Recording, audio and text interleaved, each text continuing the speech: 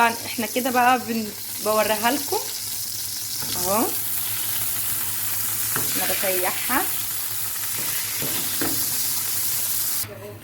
ويا رب تكون النهارده الوصفه ديت عجبتكم وهي طلعت السمنه بتاعتها. طبعا شايفين حتت المرطه دي.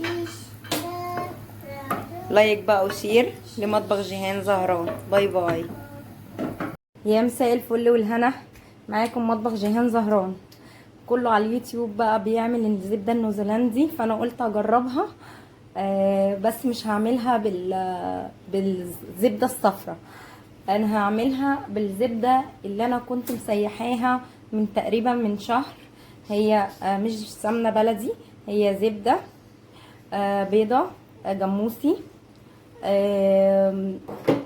دلوقتي انا مجهزه السمنه الزبده البيضه والكوبايه اللبن، كله المقادير 3 مقادير قد بعضهم، زيت لبن زبده.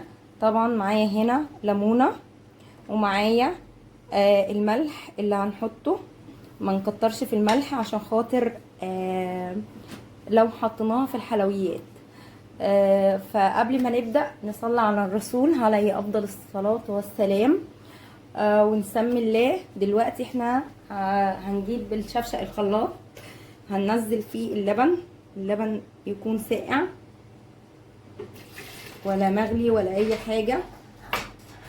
لبن دوت بقري بتاعنا، لبن البلدي، ما نجيبش اللبن المبستر عشان يبقى كامل الدسم. احنا هنضرب دلوقتي مع بعض، بس انا هقفل عشان خاطر صوت الخلاط. وبعد ما ضربت اللبن لوحده، انا هنزل بالزبده بتاعتنا اهي.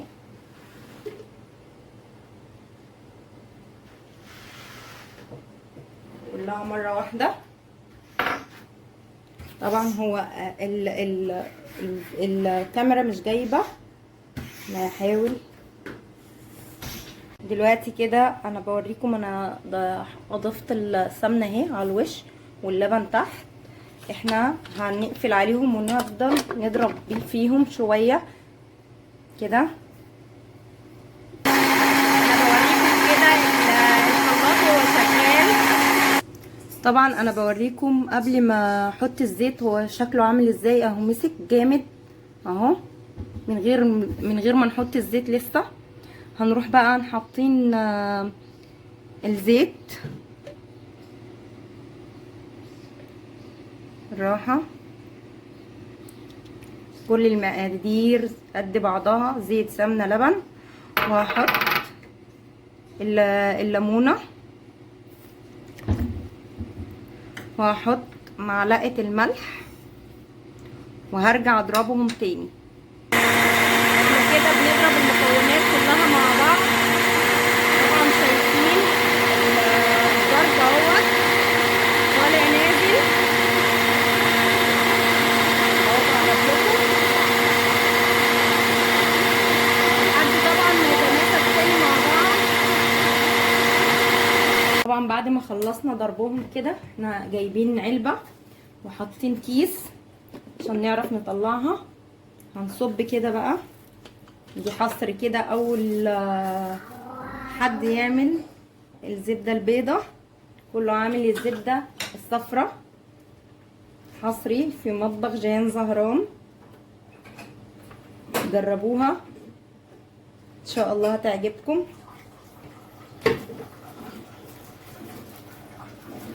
خلي بالكم كده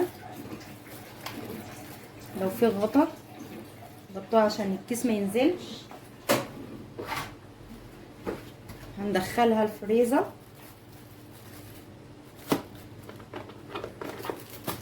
اهو، وبعد كده نطلعها نشوف هتبقى عامله ازاي. وبعد بقى ما حطيناها في الفريزر وجمدت طلعناها. طبعا الضغطه دي كنت بشوفها وهي لسه. وهنقطعها دلوقتي مع بعض. ودي كده قطعناها، وهنسيح حته كده في طاسه نشوفها مع بعضينا.